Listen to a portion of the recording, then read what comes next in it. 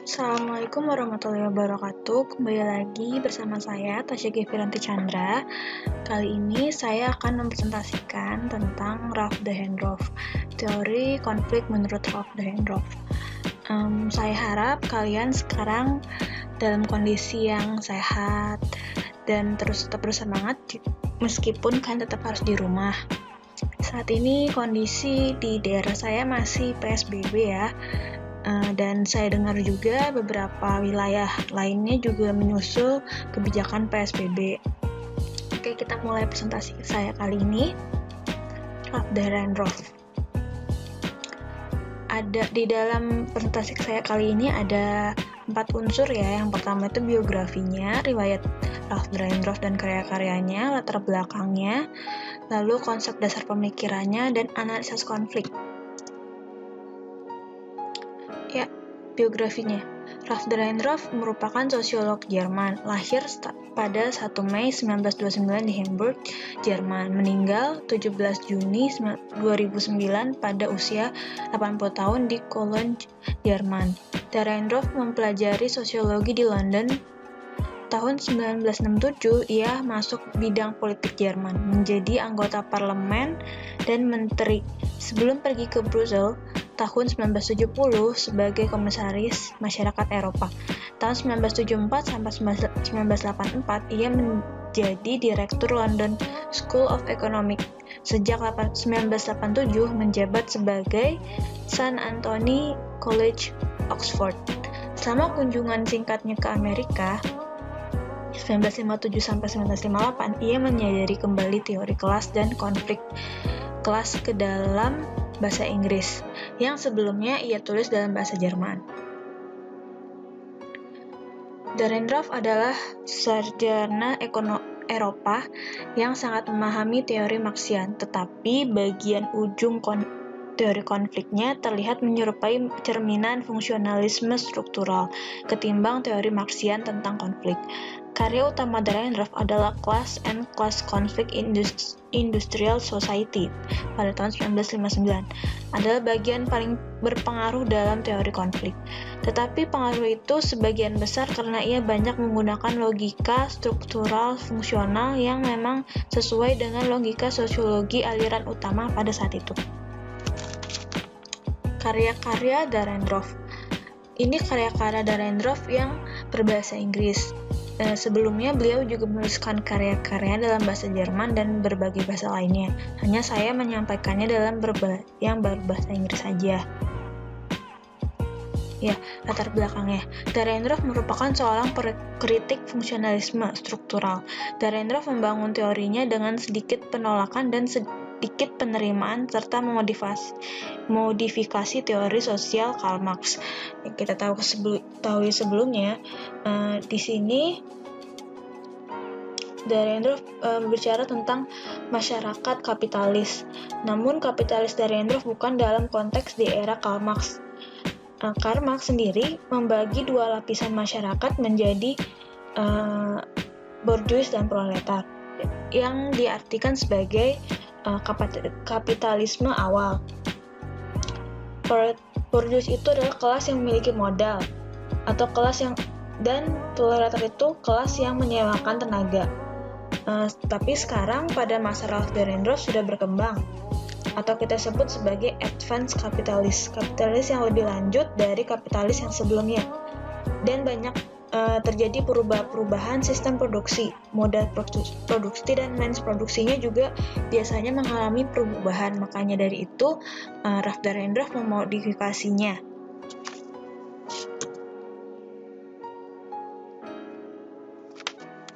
Dahrendorf melihat teori konflik sebagai teori parsial dan menganggap teori ini merupakan perspektif yang dapat digunakan untuk menganalisa fenomena sosial.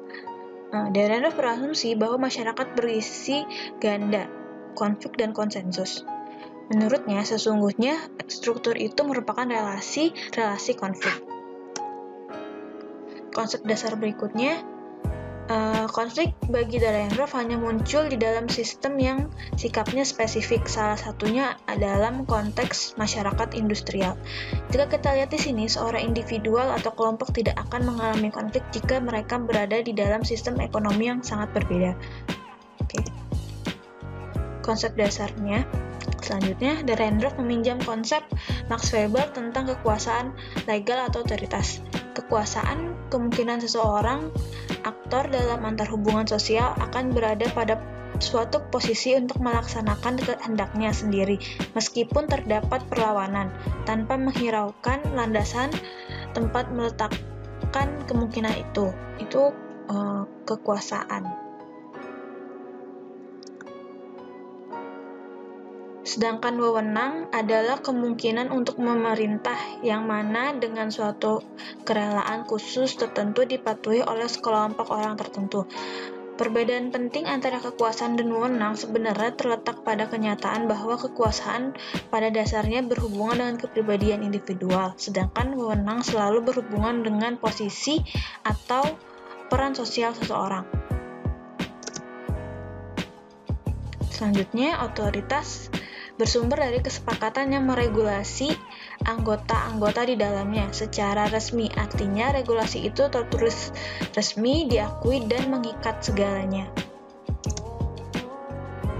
Dahrendorf melihat dimensi otoritas ini menjadi esensi dari relasi konflik, di mana ini berkaitan dengan relasi konflik yang berada di dalam sistem itu, berkaitan dengan proses perebutan legal of power. Dahrendorf menyebutkan bahwa konflik dalam masyarakat industrial berkaitan dengan redistribusi otoritas. 5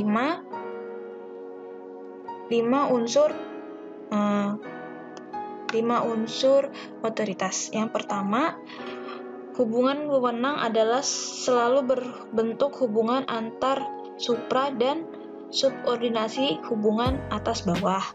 Yang kedua, di mana terdapat hubungan wewenang, di situ unsur atas subordinat secara sosial diperkirakan dengan perintah atau perintah komando, peringatan, dan larangan-larangan, mengendalikan perilaku unsur bawah atau subordinat. Yang ketiga, perkiraan demikian secara relatif lebih diletakkan kepada posisi sosial daripada kepada kepribadian individual. Yang keempat, berdasarkan pada kenyataan ini, hubungan wewenang selalu meliputi spesifikasi dalam bidang-bidang yang mana saja mengendalikan diperbolehkan berada dari kekuasaan. Wewenang tak pernah menjadi suatu hubungan pengendalian yang digeneralisasikan terhadap orang lain yang tidak termasuk ke dalam hubungan pengendalian itu. Yang kelima, wewenang adalah sebuah hubungan yang sah. Tidak tunduk kepada perintah orang yang berwenang dapat dikenakan sanksi tertentu. Wewenang sebenarnya merupakan salah satu fungsi sistem hukum guna mendukung efektivitas pelaksanaan wewenang yang sah. Itu adalah 5 unsur otoritas. Berikutnya, otoritas merupakan kekuasaan yang berdasarkan peraturan legal, seperti yang sudah tertulis di dalam unsur tadi ya. Dan bagaimana mereka individu memiliki legal power yang hanya bisa melakukan mobilisasi kekuasaannya hanya di sekitar apa saja yang sudah tertulis dalam legal power tersebut. Konflik muncul karena ada sesuatu yang diperebutkan, adalah otoritas. Yang diperebutkan adalah otoritas ya maksudnya. Konflik kepentingan laten dan nyata sebagai tugas utama teori konflik. Sistem kelas sosial menurut Dahrendorf. Di sini berbeda dari sistem kelasnya Karl Marx ya, karena sudah dimodifikasi tadi dan sudah mengalami perubahan-perubahan sosial sesuai dengan perubahan moda dan means produksinya. Yang pertama itu ada kelas yang mengatur atau the ruling class. Atau superordinat, mengatur, mengordinasi memerintah. Konsepnya sama seperti Karl Marx, adalah seorang aktor yang duduk dalam legal power atau seorang aktor yang berada di dalam kekuasaan. Dia yang mengatur gitu. Lalu ada kelas yang diatur. Kita disebut sini the rule class atau subordinate atau juga orang-orang menyewakan jasanya yang diatur oleh legal power tadi.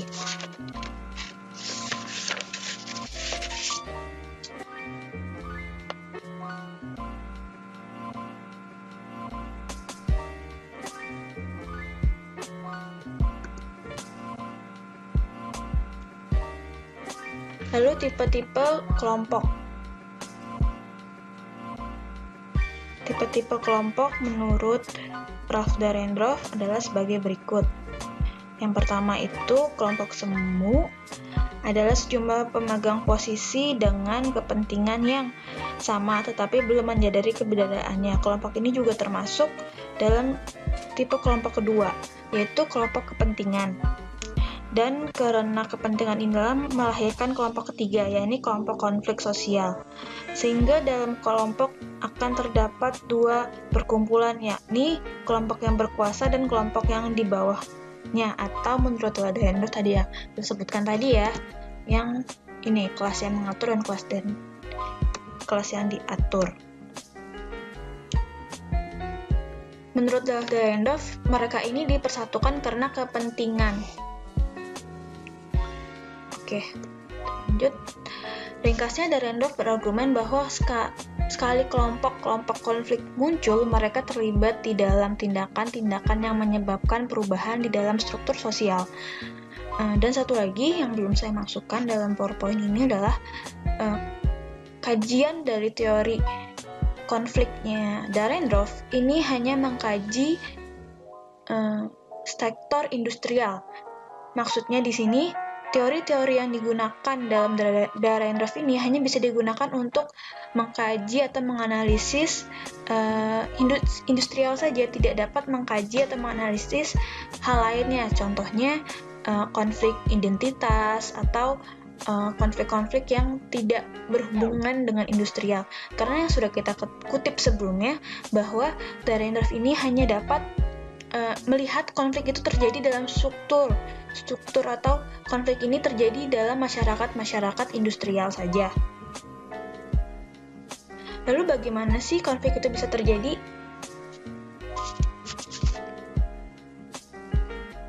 Ya, konflik ini bisa terjadi karena kemunculan di dalam sistem industrial itu tidak berbeda dalam satu kondisi tiba-tiba.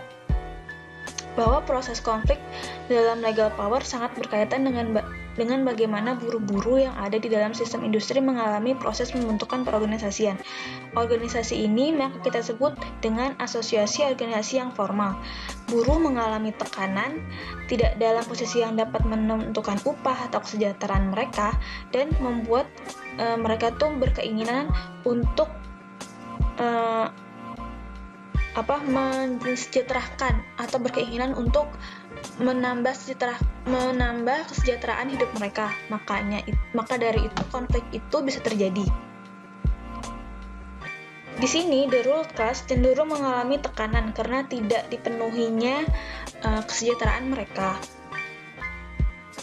Dan kita sebut tadi kelompok-kelompok buruh ini membentuk kelompok-kelompok dan yang terorganisir, lalu yang memiliki kepentingan. Makanya dari itu mereka terjadi konflik dengan para pengusaha tadi. Kita analisis secara konfliknya. Ini konflik di perusahaan ICE. Perusahaan es krim ICE merupakan PT Alpen Food Industry, anak perusahaan Ice Group Holding PT Ltd ditanam perusahaan asal Cina di Singapura. Ice Group Holdings memiliki 23.073 lembar saham, 3 seri senilai 288 miliar. Jenis perusahaannya adalah penanaman modal asing. Ya, dan ini beralamat di Jalan Selayar 2, Blok H, 10, Kawasan Industrial MM 2100 Mekarwangi, Cikarang Barat, Bekasi, Jawa Barat. Di sini terjadinya konflik industrial di PT Alpen Food Indonesia atau produsen ais Indonesia dengan para serikat buruh yang berada di perusahaan tersebut. Permasalahan industrial antar pihak pekerja dengan PT AFI ada banyak ternyata yang sudah saya rangkum. Di sini pertama-tama adanya penurunan upah. Pada tahun 2014 sampai 2016, PT AFI menggunakan KBLI 1520, makanan terbuat dari susu yang diubah menjadi KBLI es krim pada tahun 2017, sehingga nilai upah buruh mengalami penurunan dari sektor upah 2 menjadi upah minimum kabupaten atau UMK. Jika mengacu pada upah minimum tahun 2019, maka buruh kehilangan upah sebesar 280 ribuan.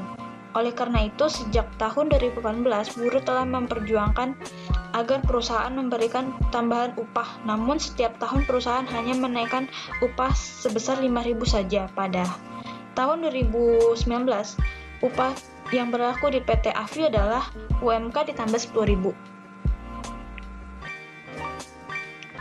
Oke, selanjutnya itu mutasi, demosi, dan sanksi yang tidak berproporsional.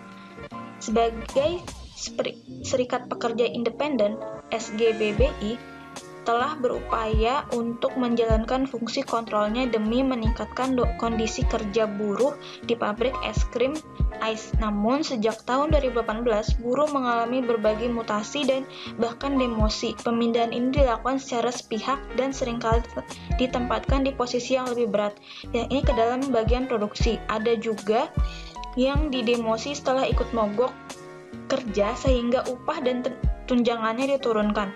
Perusahaan tidak peduli buruh memiliki penyakit tertentu, misalnya endometriosis yang diendap oleh saudari kita sebut ER. Dia tetap dipindahkan beberapa kali hingga ke bagian produksi yang semakin memperburuk kondisinya, dan upahnya pun diturunkan setelah dia mengikuti pemogokan kerja tadi ya. Bukannya serikat menolak perintah kerja, tetapi mutasi seharusnya dibicarakan terlebih dahulu, diberikan training atau pelatihan yang memadai, serta diberikan surat tugas baru secara tertulis dan langsung ke pekerja. Selama ini pengusaha selalu melakukan sepihak tanpa mendengarkan kondisi buruh yang bersangkutan.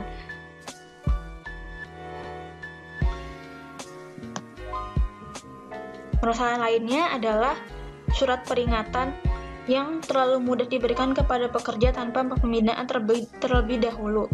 Hal ini khususnya dialami oleh buruh yang menjadi anggota SGBBI. Salah satu anggotanya yang menjadi leader dikenakan SP2 karena menolak memberikan SP langsung kepada pekerjanya. Oke, selanjutnya adalah proses pengambilan cuti. Proses pengambilan cuti yang menyulitkan para pekerjanya.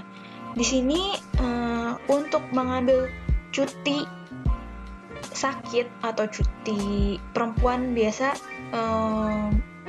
setiap bulannya, atau cuti ada kepentingan lainnya, terdapat rentetan prosedur yang harus diikuti para pekerjanya. Berikut rentetannya. Yang pertama itu mengambil formulir di office dan menandatangani permohonan cuti. Kedua, meminta tanda tangan leader atau leader group. Meminta tanda tangan supervisor, meminta tanda tangan manajer produksi atau asisten penerjemahnya, meminta tanda tangan HRD, menyerahkan kembali ke office. Jadi sepertinya agak ribet ya. Bisa dibayangkan prosedur ini sangat menyulitkan buruh operator yang seharusnya bekerja dan hanya punya waktu saat istirahat atau pulang kerja. Seringkali orang-orang yang harus diminta tanda tangan tidak berada dalam suatu lokasi dengan pekerja. Ditambah lagi buruh kerap dicecar pertanyaan khususnya saat berhadapan dengan asisten dan translator. Bagi yang mengalami kondisi sakit tentu lebih sulit, kondisi baru saja pulih dan masih sangat direpotkan dengan prosedur mengurus cuti sakit. Klinik perusahaan maupun vaskes sangat membatasi dikeluarkannya SKD. Ketika pekerja sakit, klinik atau vaskes memberikan surat keterangan berobat SKB, yang berarti pekerja dianggap kuat untuk bekerja di pabrik. Pekerja boleh beristirahat di loker atau pulang apabila benar-benar tidak merasa kuat lagi. Pekerja yang beristirahat di loker kerap diinspeksi oleh asisten manajer produksi dan dicecar pertanyaan, bahkan dimarahi karena mengalami sakit. Wow, ini sangat langka ya.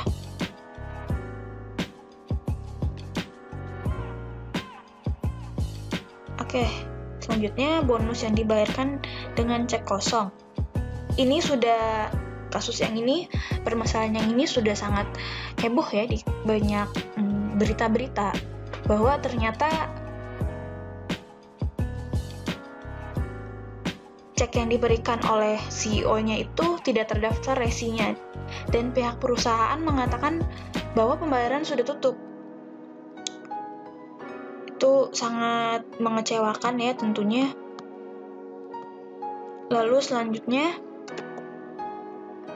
permasalahan industrial yang terjadi di PT AFI ini, buruh perempuan di pekerjaan di malam hari.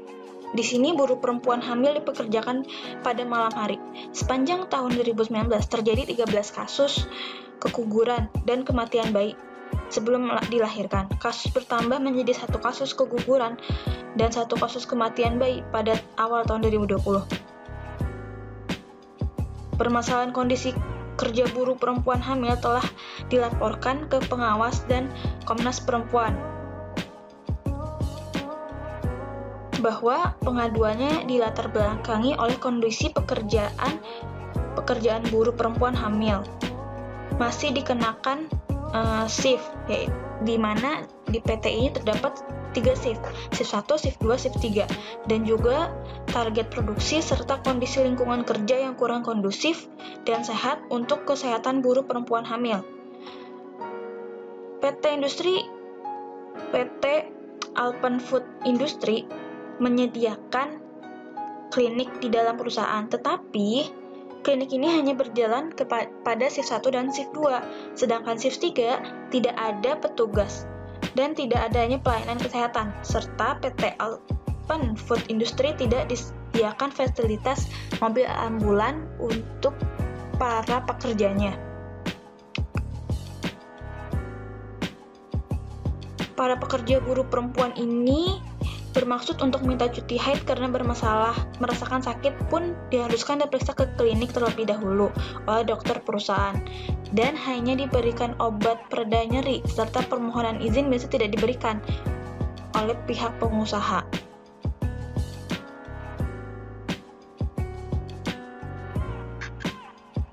Lalu buruh kontrak. Buruh kontrak. Ada 22 buruh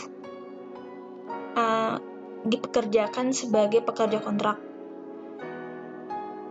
yang dinilai bertentangan dengan pasal 59 UU nomor 13 tahun 2003 Ketenagakerjaan dan Kemenarkertrans nomor 100 tahun 2004, karena buruh dipekerjakan di bagian produksi bersifat tetap bersama dengan karyawan tetap. Buruh-buruh banyak berasal dari Jawa Timur yang dulunya direkrut oleh penyalur dengan dikenakan biaya administrasi sebesar 4-5 juta dan diizinkan setelah bekerja selama 6 bulan. Dijanjikan setelah bekerja selama 6 bulan akan diangkat menjadi karyawan tetap. Kasus ini sedang dalam proses mediasi dan perusahaan tidak pernah menghadiri 2 kali panggilan mediasi. Dan di sini terjadi pemogokan kerja karena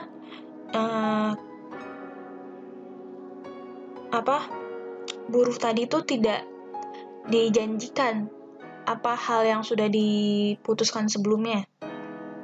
Yang kedua adalah nasib outsourcing buruh ini. Untuk menggantikan pekerja yang di PHK, PT AFI mendatangkan buruh outsourcing dari Jawa Timur yang ditempatkan di penampungan yang dihuni sekitar 40 pekerja. Kondisi rumah terdiri dari 2 kamar dan 1 kamar mandi, pekerja ini hidup berhimpit-himpitan dan kondisi makanan yang tidak layak. Penggunaan buruh outsourcing ini juga bertentangan dengan ketentuan yang diatur dalam pasal 65 dan 66 UU Ketenagakerjaan. Itu adalah permasalahan-permasalahan industrial yang terjadi di PT AFI, atau kita sebut PT, atau kita sebut dengan ice cream, ICE ya. Ini adalah gambar-gambar unjuk rasa para buruh ICE. Ini ada deretan tuntutannya mereka, dan ini juga ada ibu hamil yang masih bekerja dan ikut demonstrasi. Jika kita analisis dengan teori Karl Marx, di sini sangat jelas bahwa para pengusahanya atau para elitnya sangat memegang wewenang penuh, di mana saat mereka tidak merasa wewenangnya dipatuhi, mereka akan memberikan sanksi. Para demonstran atau buruh-buruh ini yang melakukan demonstran akan dikenakan PHK atau juga pemotongan gaji dan tunjangan, di mana menurut saya di sini wewenang atau otoritarnya ini sangatlah tidak berkeprimanusiaan. Di sini juga menurut saya terdapat kepentingan-kepentingan, yaitu kepentingan